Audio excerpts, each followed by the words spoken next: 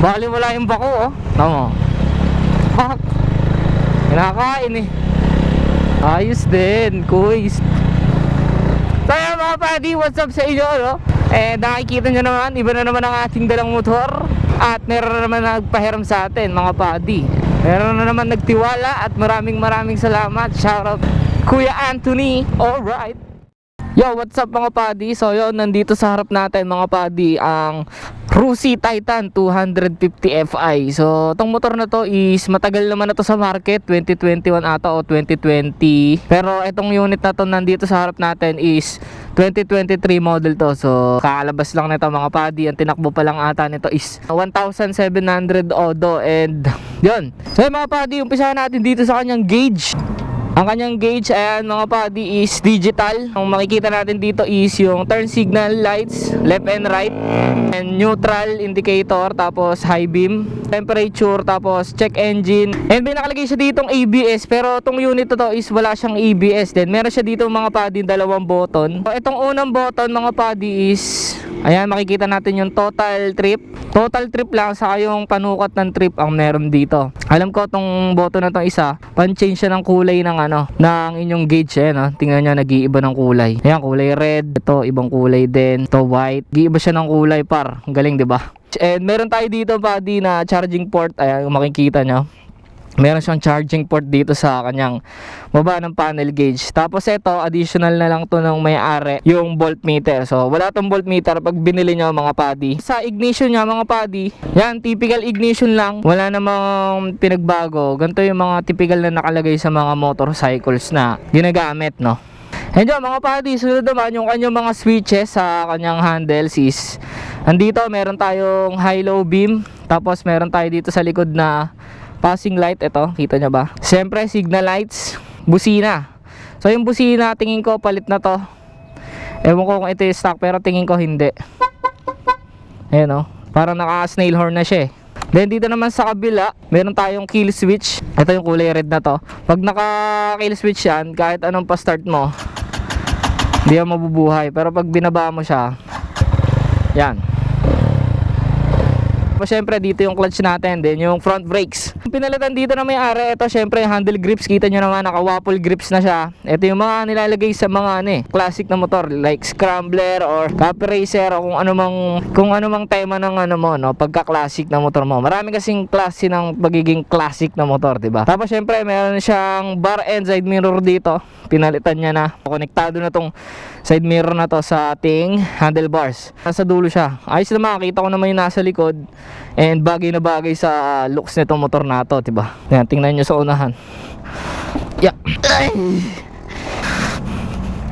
Medyo may kabigatan tong motor na to, pero kaya naman par. Ganyan yung itsura niya. Punta tayo sa kanyang headlights. Meron siyang park light dito. Ito, 1, 2, 3, 4, 5, 6, 7, 8, 9, 10. Ito, itong gilid na to. Yan dito, yung mga square na yan. Yan yung park light niya. Fully LED yung kanyang headlight mga buddy. And syempre yung kanyang signal lights din is LED din niya mga buddy. Yan, pakita ko sa inyo. Ganyan yung itsura niya pagka naka-low. Dito sa baba may ilaw. Pag hinay mo naman, yan, magkakaroon din sa taas.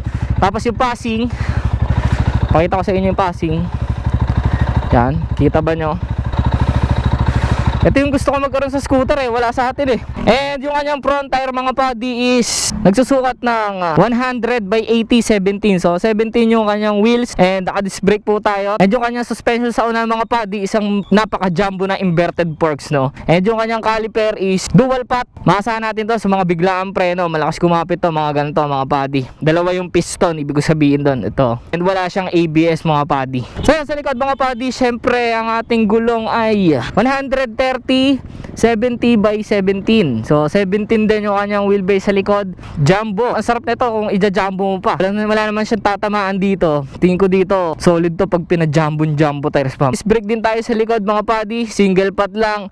Isa lang yung piston. Pero all good na yun dahil ang mahalaga naman sa preno is nandun talaga kasi yung stopping power ng motor sa unahan. Kaya pag wala kang brake sa una, mahina brake mo sa unahan, kahit anong lakas ng likod mo, hindi ka titigil. And yung suspension niya pala sa likod mga buddy is monoshock. And nakakabit siya sa swing arm. Dito is malinis, wala kayong makikita.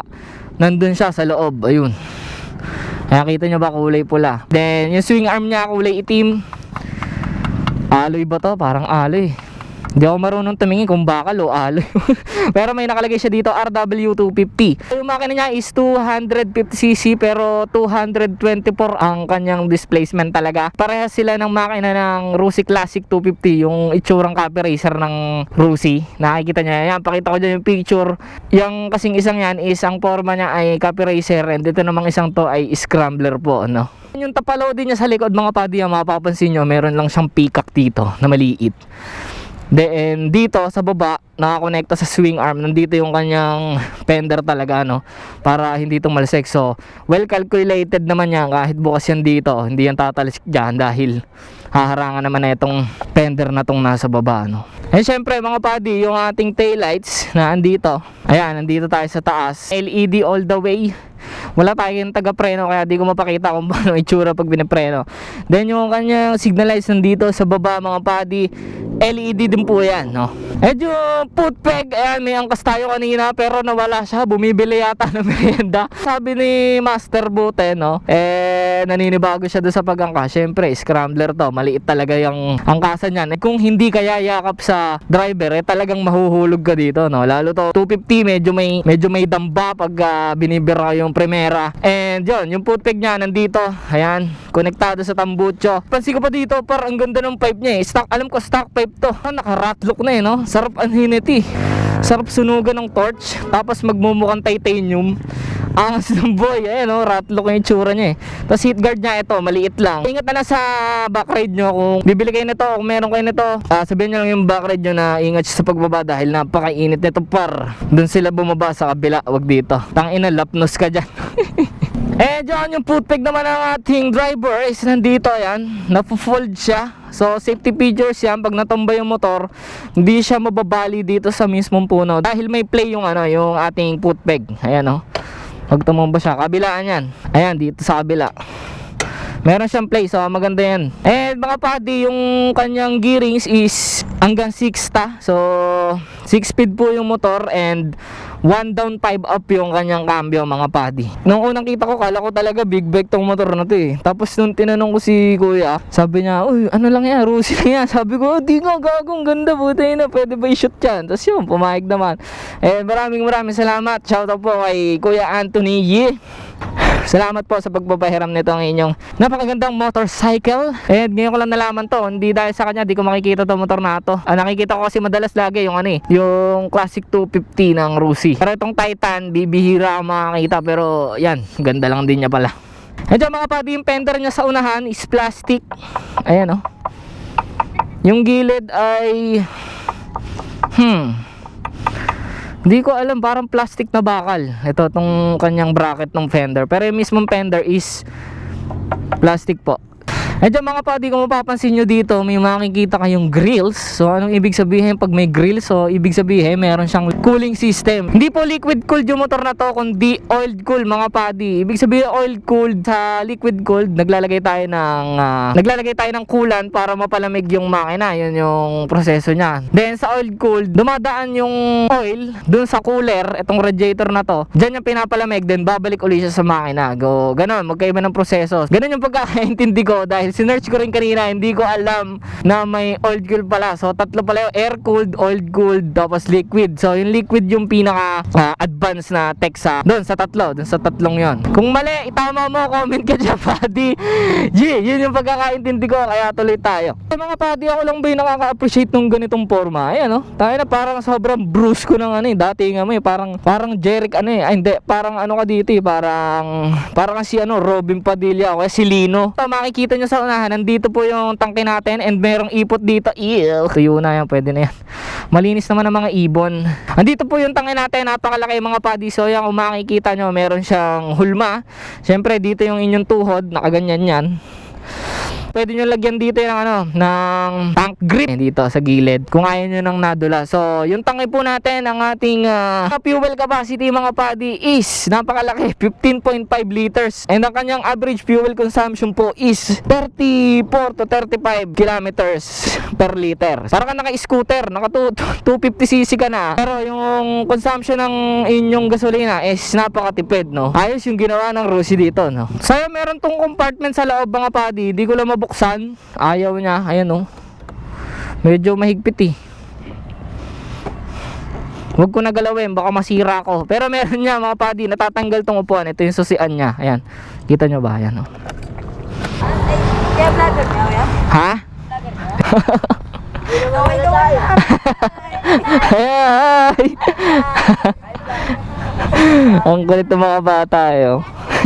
Kuya, vlogger kayo. Sabi ko, hindi. Mga padi, makikita nyo nga rin pala dito is meron siyang skid plate. Ito, itong part na to. Skid plate yung tawag dyan. And engine support na rin yan, no? Para pagka may mga batong tatalsik dito is hindi siya tatama dun rekta sa makina. Yung skid plate niya is plastic, mga padi. Mga padi, dito pa ako naaangasan sa parting to, no? Meron siyang mga yan, mga butas-butas, mga grill-grill. Parang sobrang adventurous sa akin tingnan, no? Pagka may mga ganyan.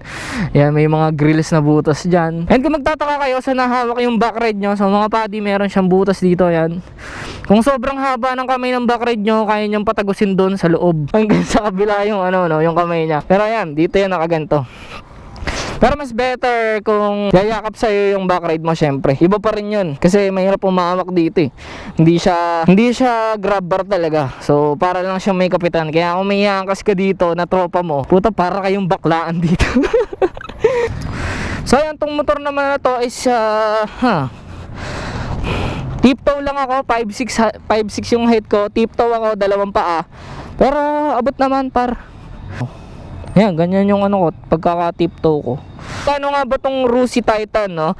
Ang presyo niya is 116,000 po yung cash nito, mga padi. Meron siyang 2 kulay ata. Ang maroon ba to? Red, dark red. Basta itong maroon, then yung isang all black. E dyan, syempre, test drive na natin to, mga padi, para talaga magkadabisan, ano? Ipaparinig ko sa inyo yung sounds ng stock pipe. So, ito, yan.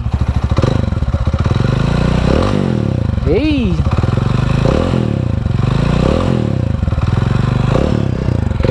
So yan, ganyan yung tunog ng kanyang makina. And meron pala siya dito, mga padi, nalimutan ko sabihin. Ayan, RPM gauge. Ayan, oh. And syempre, mga padi, ito yung kanyang seat. Ayan, oh. Sobrang ganda, meron siyang red stitch. And dito meron siyang leather na may umbok-umbok.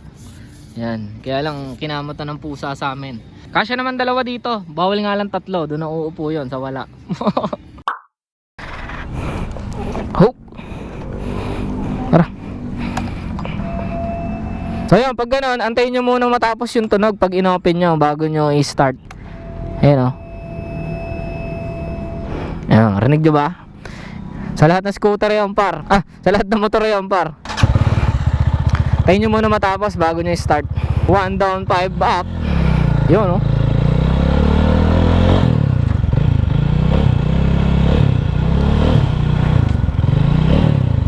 So yung top speed nito, no, base sa research ko, mga padi, is 120 to 125, mga ganon. So conforme siguro yun. Siguro kung sa akin, magaan lang naman ako, kayang umabot ng 130. Pero di ko nagagawin yun, no? Siyempre. Di man sa akin to, mamaya jumalembong pa ako dito, yari tayo. Yung brake niya sa harap at sa likod, and yung suspension, par, sobrang smooth. Kahit yung makina, meron nga lang kakaibang tunog minsan pagka medyo mainit na. Pero pag nakaupo ka na dito sa motor, wala na, hindi mo narinig. Siguro sadyaan na yun. Yan, oh. Sa yung position niya, mga padi, hindi naman sobrang nakakangawit dahil yung kanyang handlebars hindi naman nakasubasob. So naka-upright position siya. And chill lang. In a long ride siguro, tingin ko ang una mga ngawit sa'yo dito, yung lower back mo. Ito, yung pwesto kong ganito. Saka sa mga bako, pag dinadaan ko siya, par, kinakain niya yung lubak, eh. Iba na talaga yung Rusi. Unang maneho ko ng Rusi, yung Rusi na kinopya yung Honda Dash. Yun, mga ilang buwan lang sira na. Pero ito, tingin ko, yung mga 250cc na motor, hindi naman ganon, no. Siguro sa tagal na noon, nag-improve na tong Rusi ng company. Pagka nire-rev ko, yan, okay naman, wala naman siyang wala namang ngarag o kung smooth lang yung makina. Siyempre, aalagaan mo lang sa langis yung mga motor para tumagal yung buhay, no. Yan yung gulong niya, mga kapit, in fairness. Stock pair to, par. Magaan siya pag dinadrive, sa madaliin man yung obra din, mga padi, no. Kaya lang yung angkas ko, yan, no. Todo kapit, eh. Lalo pag ginanyan, eh, oh. Engine brake. Uy. Uy. Uy. Nakakamiss mag-drive ng manual, no? Panay scooter yung motor natin eh. Ang kulit nito may charger dito.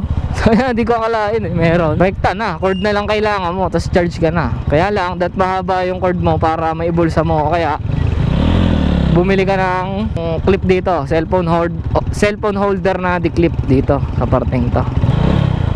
Yung nagtitingin na ng mga AirPods eh, no? Kala nila ano eh.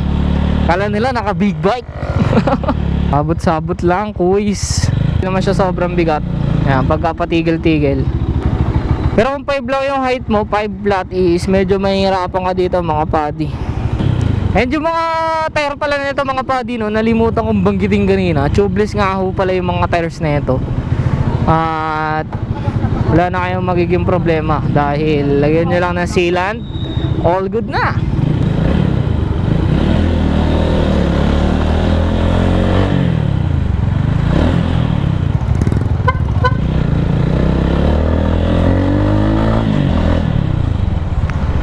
Safe lang sa traffic, kuis.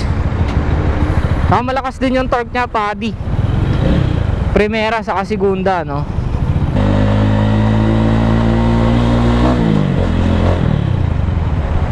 So yan mga buddy, uwi na tayo. Babalik na natin itong motorcycles. Hindi ako makabuelo ng takbo dahil dito tayo sa bayan. Tapos anong oras na?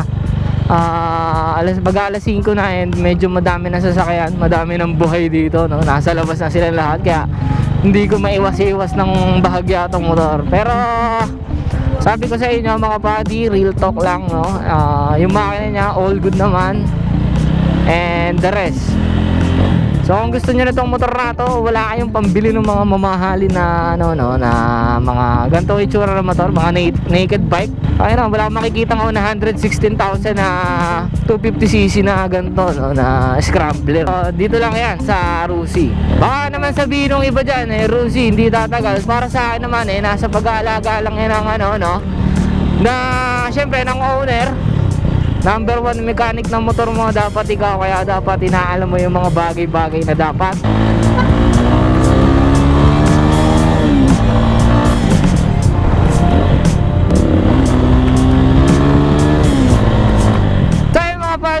Maraming salamat sa namapas ng video. Kung nagustuhan mo, syempre subscribe mo na ako para the best. So yan, dito na lang. Yeah, I'm out. Thank you. Woo!